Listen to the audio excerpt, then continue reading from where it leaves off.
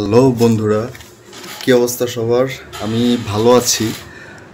Basically আজকে খুব important একটা টপিক নিয়ে কথা বলবো। সেটা হচ্ছে যে আমি মূলত আজকে কথা বলবো 7 habits of highly effective people এই বই থেকে। জাস্ট একটা পয়েন্ট আমি কথা বলবো, সেটা হচ্ছে যে আমরা আমি বা মানুষ প্রতিনিয়ত কিন্তু সবসময় চাই নিজের উন্নতি সাধন করতে বা গ্র্যাজুয়ালি টাইম টু টাইম নিজেকে আপডেট করতে বা নিজের কর্মক্ষেত্র আপডেট করতে বা নিজের শারীরিক গঠন আপডেট করতে। সো মানুষের কাজই হচ্ছে সবসময় নিজেকে আপডেট রাখা বা আপডেটের দিকে যাওয়া। কেউ যদি নিজের আপডেটে কাজ না করে বা কেউ যদি নিজের প্রগ্রেসে কাজ না করে, তার আসলে সবসময় হতাশা থাকবে বা সবসময় কিন্তু তার মধ্যে একটা খারাপ লাগা থেকেই যাবে।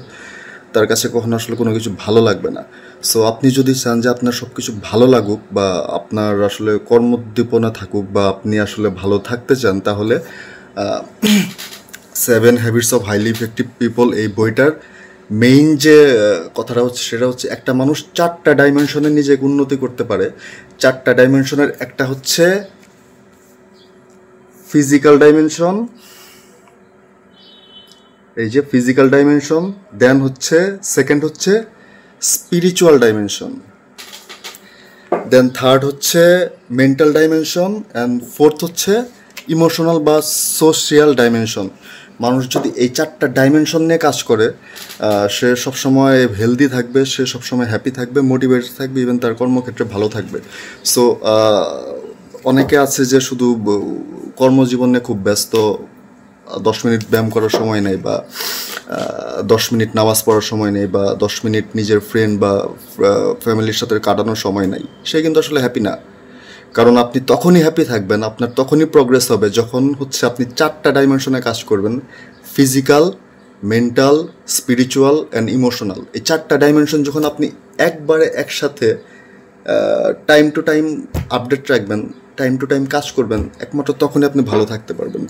ধরেন আপনি প্রচুর ওয়ার্কআউট করেন কিন্তু কাজ করেন না, তাহলে কি হবে? তাহলে কিন্তু আপনার মেন্টাল হেলথ ভালো থাকবে না। কারণ কাজ না করলে আপনার আসলে মেন্টাল হেলথ ভালো থাকার কথা না। আবার অনেকে শুধু কাজ করে বা নিজের যত্ন নেয় না, তাহলেও কিন্তু তার ফিজিক্যাল ডাইমেনশন আসলে ভালো থাকবে না।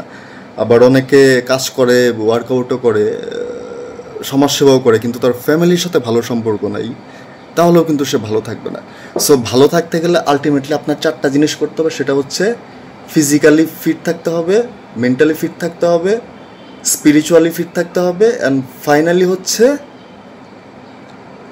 ইমোশনালি আপনাকে ফিট থাকতেই হবে। সো এই 4টা জিনিস মেনে চললে সে গ্র্যাজুয়ালি টাইম টু টাইম অনেক ভালো জায়গায় যাবে, অনেক উন্নতি সাধন করতে পারবে।